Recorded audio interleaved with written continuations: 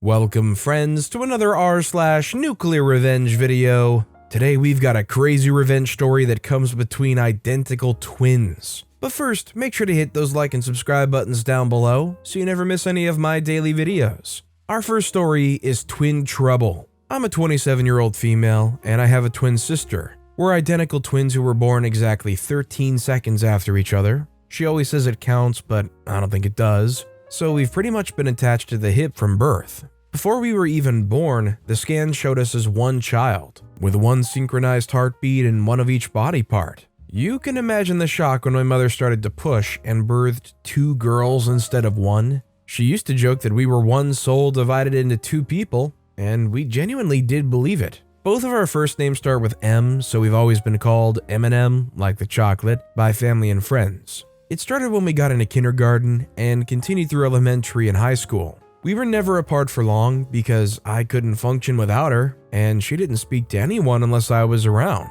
My mother used to always say that it was much harder to tell us apart when we were little because we were born tricksters. We would answer each other's names and exchange clothes when she wasn't watching, just so she wouldn't realize who was who. Of course, she was our mother, so she knew, but every now and then she would play along just to entertain us. Besides our parents, no one else could tell us apart. We were dark-haired, green-eyed girls who spoke in a language that no one else could understand.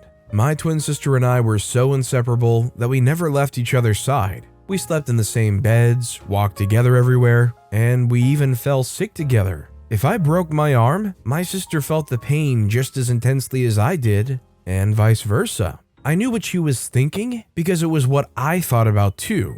And we always completed each other's sentences. Up until high school, people could barely tell us apart. We dressed identical, sat beside each other all the time, and just when a teacher or a classmate thought they'd figured us out, we'd trick them by pretending to be each other. Having a twin was amazing because it felt like having two of myself. In our senior year, my sister had a crush on a boy. It felt strange because it was the first time both of us had ever had an emotion that wasn't collective to us both, and I was livid. I tried to disrupt her emotions as much as I could, but my sister was a little more strong-willed than me, so she didn't listen to me. After talking to my mother about the situation, she advised me to allow my sister to live her life, because as much as it felt like we were the same person, we really were not. In order to allow my sister to be happy with her now boyfriend, I began to dress differently from her. Not so much that it was painfully obvious to everyone, but enough that he could tell us apart. I felt like a third wheel, going everywhere with my sister and her boyfriend, so I also started to detach. This meant that I spent less time with my twin sister and more time alone. It felt similar to heartbreak, what I felt after we drifted apart, but at least it made more room for me to make other friends. I soon became close with the girl that would become my second best friend. Let's call her Z. It wasn't the same as having my sister around me, but Z was a really good friend, and I enjoyed having her around. It was even better that she planned to go to the same college as my sister and I, so I knew that we would be friends for a while. Z and I got so close that I stopped feeling like such a bother to my sister, but it also meant that I didn't notice when my sister and her boyfriend went through a breakup. I found out 2 weeks after it happened because our mother casually said it at dinner, and I felt so hurt that my sister hadn't told me. That was the first big fight that we had, and she made it seem like it was all my fault for not paying any attention to her. We didn't speak to each other for 2 weeks, only starting to talk again because our mother threatened us with a week of staying alone at home while she and our father went on a road trip. My twin sister and I talked it out, cried it out, and soon we were closer than ever. It became my sister and me and Z. We were an unstoppable trio, and even became roommates in college. I finally felt complete and happy. In college, my twin and I resumed being tricksters, attending classes in place of each other and dressing identical so that we could scare people into thinking we were just one person. It worked on a lot of people, as usual, until I decided that I wanted to dye my hair. My sister was against it, but when I suggested it, she also refused to dye her own hair to match mine. I tried to convince her, but she was adamant that we didn't need to dye our hair at all. I thought that if I dyed mine first, she would feel a little more comfortable and then dye hers. But her reaction was the very opposite of that. She completely freaked out and went berserk, calling me a traitor and stomping out of our dorm room. Something changed in my sister after that incident. I did not know what it was, but she became wilder and didn't care about school anymore. I had to get a wig that was similar to her hair so I could take some of her tests and exams for her when she was too hungover to even open her eyes. In our sophomore year of college, she started to date another guy that I could just tell was bad news. He was the stereotypical bad boy type, always wearing leather jackets, used too much gel in his hair, and rode a bike. But he was also a terrible person. He drank, smoked, and partied a lot. He was also very promiscuous, got into a lot of fights, and made trouble everywhere he went. It wasn't like we didn't attend the occasional party, but for the most part, my sister and I were introverts. Or so I thought. Suddenly, my twin had invites to every party in town. We attended a college in Los Angeles, California, so there was always a party to attend.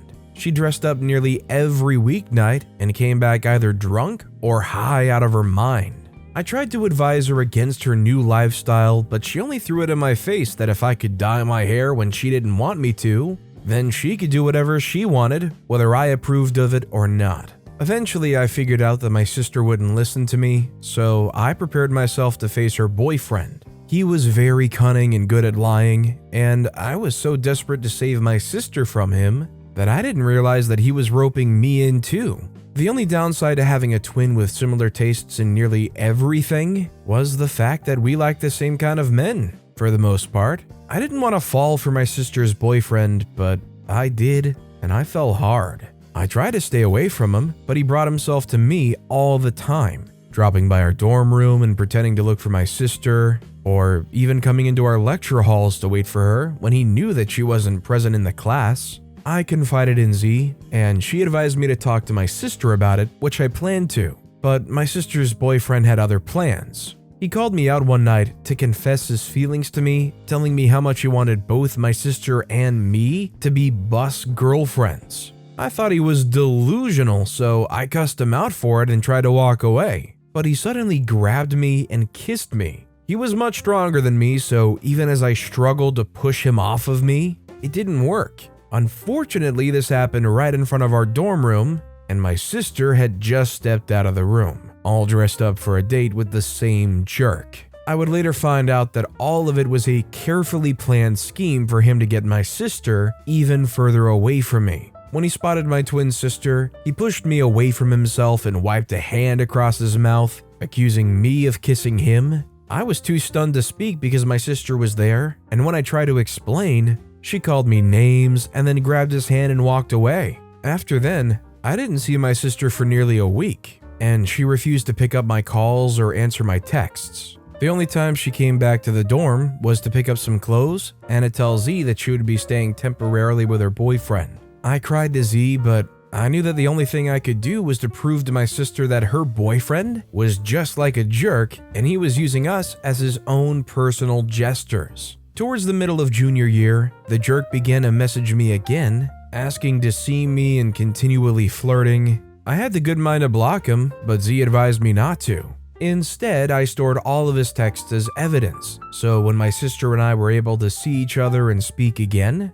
I'd be able to show her that she was wrong to believe a man over her own twin sister. The jerk continued to text me and beg to meet up with me. And when I didn't indulge him, he started to talk crap about my sister. He would send me messages about how she was a terrible girlfriend and that he would leave her for me in a heartbeat if I would agree to be his girlfriend again. I'll spare you the rest of the details, but believe me, it only got worse from there. With Z's help, I found other girls that he was also talking to at the same time, and I compiled all of the evidence into one big file. For the first time in almost a year, my sister and I went home for Thanksgiving. She avoided me for a couple of days, but I wasn't worried because I knew what I had to do.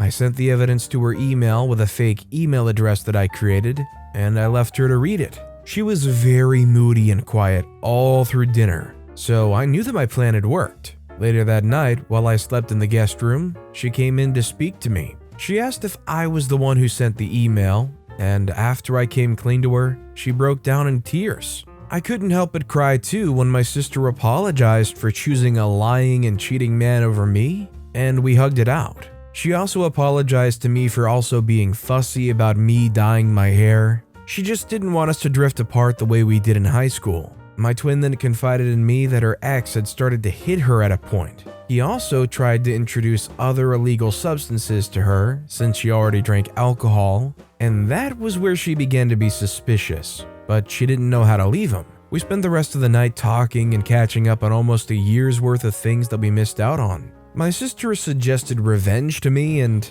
I have to be honest that I was very scared. What if he found a way to get back at us for it? She assured me that he had so many enemies because of how much of a jerk he was, so I agreed to plan his downfall with her. As I mentioned earlier, my sister is a very strong-willed person, and she fortunately was not scared of a lot of things. She suggested that we report her now ex-boyfriend to the authorities for possessing drugs and illegal substances. I thought she was going too far, so on a second thought, she decided to alert some loan sharks that he'd been running from for a while. Me, her, and Z showed up to the door of the loan shark, and she let him know that her ex-boyfriend was a jerk, so she would let him, the loan shark, in on his whereabouts if he promised that he would beat him up for her. The man gruffly agreed and slammed the door in our faces after we'd given him the details he needed. We were frightened out of our minds, but we were very proud of our accomplishments. About 2 weeks later, we heard that my sister's ex had landed in the hospital after being attacked mercilessly.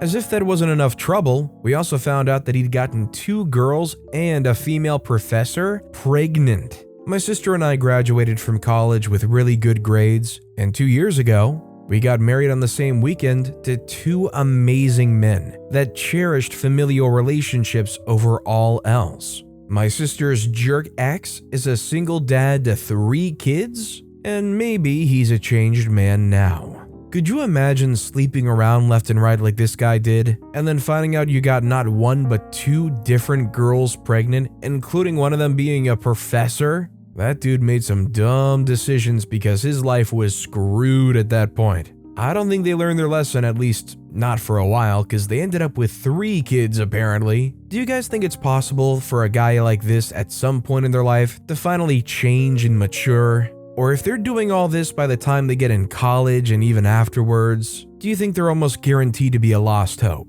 Let me know what you guys think down in the comments. And our final story of the day is best friend doesn't respect the don't date your ex's rule. This is how I got back at my best friend for sneaking around with my ex-girlfriend behind my back. Now, this happened just after my senior year in high school a few years ago. I had just finished my final exams, and my aunt invited my cousin and I to go on a short trip to Paris with her when my ex-girlfriend sent a text breaking up with me. I had just had lunch in a great restaurant with my rich actress aunt, and I was so bothered that I threw up when we got back to the hotel. My aunt and cousin tried to cheer me up, but I was really sad and lacked the motivation to go out and participate in any of the fun activities. That text ruined the trip for me. What was supposed to be a fun trip for us 3 turned out to be the 2 ladies consoling and trying to get me to even step out of my hotel room.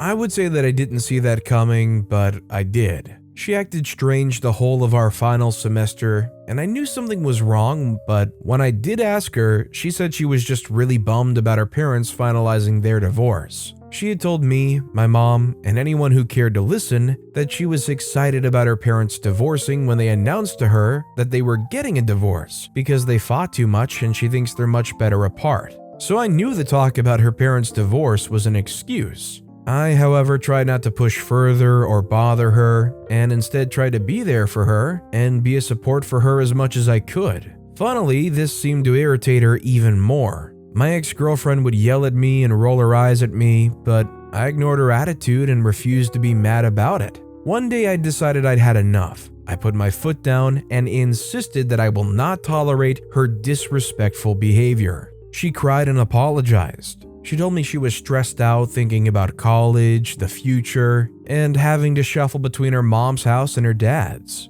The next day, she came over to say goodbye to me before my aunt, cousin, and I left for the airport, and we hugged. I whispered an apology about the argument we had the night before. She admitted that I was right to have refused to tolerate her excesses, apologized again, and kissed me. It was all so sweet to anyone who was watching, but I was unsettled. Something just was not right, and it felt like she was kissing me goodbye.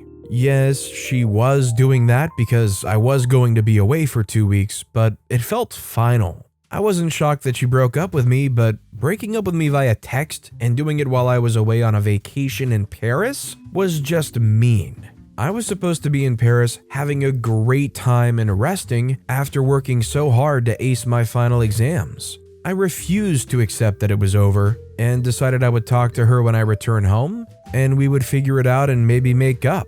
I just figured something was wrong somewhere. There was something she wasn't telling me, and she would probably just say it when I confronted her, and we would kiss about it and move on. Well, she didn't even let me speak to her when I tried to. First, I texted her to let her know I was back, but she read and didn't reply to my text. So I went to her mom's house where they all used to live. I'm going off to college anyway. It's best to break up now since we may have to do it later, she said before I could even say anything. I was hurt all over. I knew then that she wasn't going to change her mind, so I just said okay and left for my best friend's home. I decided to visit my best friend so we'd play video games together and I can get my mind off things. That was not the first time my ex-girlfriend and I would break up, though it did seem like the last time. We've broken up in the past, and my best friends helped me get out of my sad spell when we played video games together with my little brother in his house. He didn't even know I was back from my trip yet.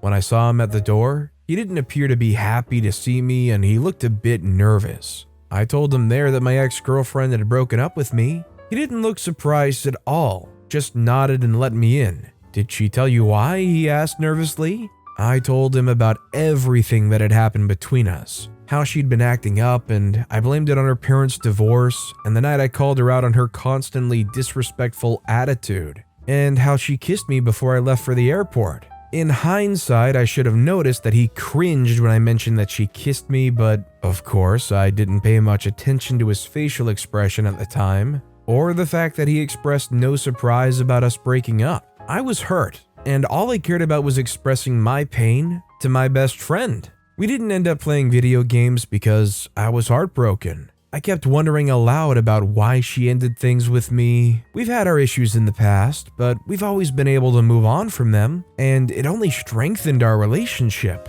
Even when we did break up before, we got back together after almost 3 weeks. But this time, the way she ended things was so cruel, and I didn't even know she was capable of being so mean and cold-hearted. I spent my time in my best friend's home reading a book I found on the kitchen counter. His beloved dog, a beautiful golden retriever, sat close to me as I read. My best friend's had his dog for 2 years, and he loved her to pieces. She was an answer to his longtime prayer. He always wanted a dog, but his mom said no, and his dad just went along with whatever his mom said.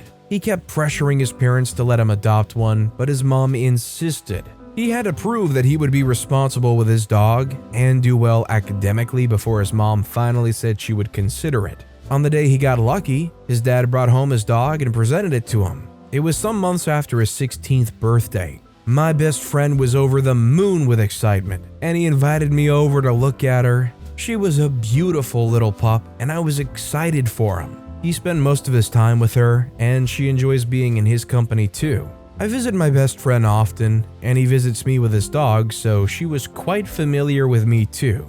She's generally a lovable and charming dog. Even strangers love her and would try to pet her and buy her treats when he walked her on the streets. Anyway, enough about the dog.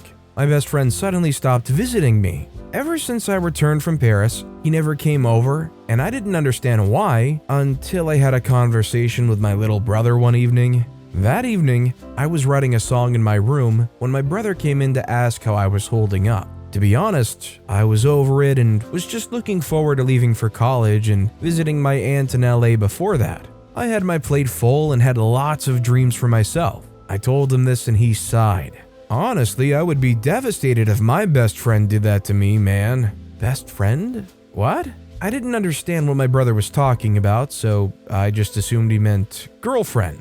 Oh, it's fine. Who knows? We would have just broken up when we both leave for college anyway. He says, I understand, but to leave you for your best friend? That must really suck, and you're a much stronger man than I am. Now I was lost. Best friend? I asked my brother in shock.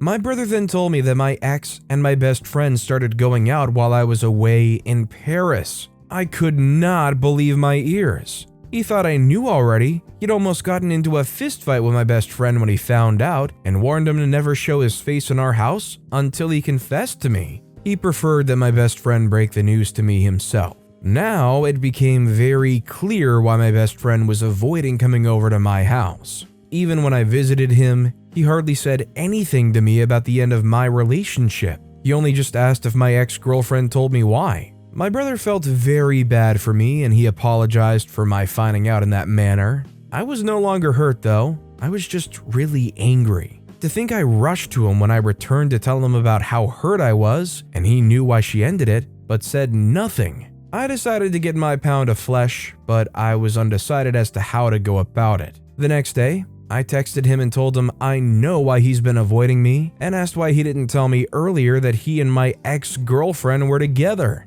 "I'm sorry," he texted back. "I didn't have the heart to tell you. I knew you'd be pissed. We didn't mean to hurt you and have been into each other for a while now." They'd been sneaking around behind my back even when we were still together. I was pissed. I told him it was fine, and he thanked me and expressed hope that things won't be awkward between us. That was funny. Things will certainly be awkward between us. I was to leave for LA soon, so I carefully hatched my revenge plan. I decided I was going to take his dog from him. Yes, he deserves that. We've been best friends all through high school. I always had his back, and he did that to me? He knew how much I loved my ex-girlfriend. She meant the world to me. And he knew how terrible I felt when we first broke up. Yet he had no problem becoming the reason we break up again. Not only did he sneak around with her while she was my girlfriend, they officially started dating and posting pictures on MySpace just after we spoke about it. It was like they were waiting for me to find out so they could finally show themselves to the world.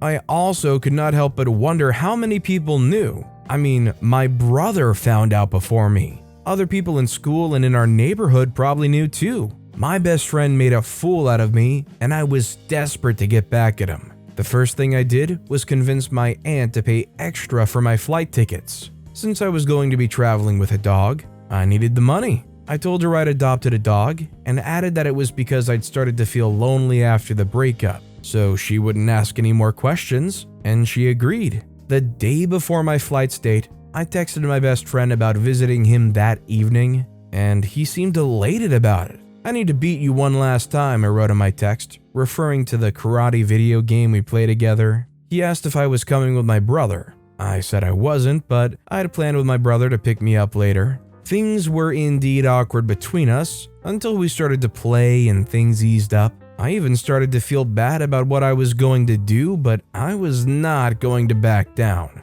Never. His dog was being all cute and funny as usual, and I suddenly could not wait for her to be mine.